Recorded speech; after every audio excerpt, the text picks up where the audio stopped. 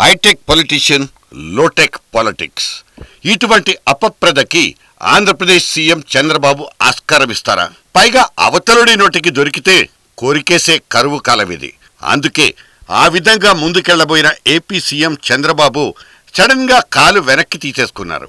Cabinet లోకి దూరేద్దామన్న కొడుకు లోకేష్ కు చంద్రబాబు హోల్డ్ ఆన్ అంటూ చెయ్యడ్డం పెట్టేశారన్నది లేటెస్ట్ వార్త. ఇదే గనక నిజమైతే ఒక రాజకీయ నాయకుడిగా చంద్రబాబు పరిణితి రెండింతలు పెరిగిందనే చెప్పొచ్చు. నిజానికి నెల రోజుల ముందు నుంచే చంద్రబాబు బుర్రను ఈ చిన్నబాబు అనే పురుగు తినిపారేస్తోంది.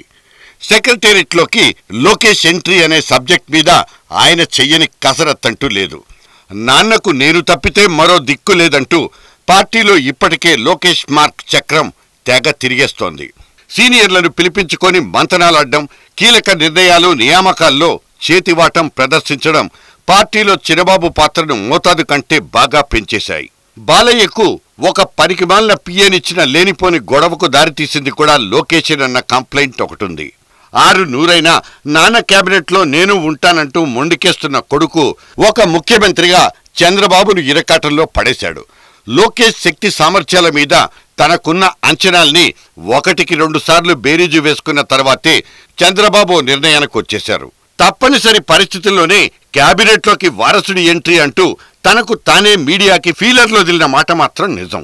అప్పటికే యాక్టివ్ పాలిటిక్స్ లో సూపర్ యాక్టివ్ మోడ్ లో పనిచేస్తున్న లోకేష్ ఇక ప్రభుత్వ పగ్గాల్లో కూడా వాటా తీసుకుంటారంటే తెలుగు తమ్ముళ్లకి ఇంతకంటే మేత ఇంకోటేముంది? లోకేష్ బాబు కోసం ఎమ్మెల్యే సీటు ఖాళీ చేస్తామంటూ పచ్చ పార్టీలో వీర విధేయుళ్ల మధ్య పోటీ కూడా పెరిగిపోయింది. ఇటు లోకేష్ కు ఐటీ భారీ పరిశ్రమలంటూ పోర్ట్ఫోలియోల దాకా పరుగులు పెట్టేశాయి మన మీడియా ఓవర్ యాక్షన్స్. అయితే ఎమ్మెల్సీ అభ్యర్థుల జాబితాలో లోకేష్ పేరు కనిపించడంతో సీను కొంచెం తిరగబడింది. స్టార్ పొలిటీషియన్ల వారసుల్లో 90% మంది ప్రత్యక్ష ఎన్నికల్లో గెలిచిన తర్వాత మాత్రమే ప్రభుత్వంలో వాటా తీసుకున్న బాపతు. కేటీఆర్, స్టాలిన్, అఖిలేష్ ఇలా ఏ ఒక్క రాకుమారుడు ఎమ్మెల్సీ అనబడే దొడ్డిదారిలో ఎంట్రీలు ఇచ్చిన దాఖలాలు లేవు. చివరకు లాలూ కొడుకులు కూడా ఎమ్మెల్యేలుగా గెలిచి నితీష్ కేబినెట్ లో తిష్టేసుకున్న వాళ్లే. మరి రేపటి తెలుగుదేశం ఆచాకిరణం అంటూ వీర లెవెల్లో ఎక్స్పోజ్ అయిపోయిన లోకేష్ మాత్రం కౌన్సిల్ రూట్ లో కేబినెట్ లోకి ఎంట్రీ ఇవ్వడం అంటే అది చంద్రబాబు స్థాయిని తగ్గించేదే అవుతుంది. అందుకే ఎమ్మెల్సీ లోకేష్ బాబు అనే చిన్న ట్యాగ్ లైన్ తోనే సరిపెట్టాలన్నది చంద్రబాబు ఐడియా కావచ్చు. అసలే ఆంధ్రప్రదేశ్, ఆ పైన 2019 ఇక్కడ వేడెక్కిపోతున్న పాలిటిక్స్ దెబ్బకి థర్మామీటర్లే పగిలిపోతున్నాయి. 2014 నాటి పొజిషన్ కి ఇప్పటికీ చాలా తేడాలొచ్చేశాయి. పవన్ కళ్యాణ్ లాంటి ఆప్తమిత్రులే ఎత్తెత్తి కొడుతున్న చప్పుళ్లు. ప్రభుత్వ వ్యతిరేక ఓటు పెరిగిపోకుండా చూసుకోవడం ఒకెత్తైతే ఆపోజిషన్ నోటికి దొరకకుండా జాగ్రత్త పడడం ఇంకో కసరత్తు.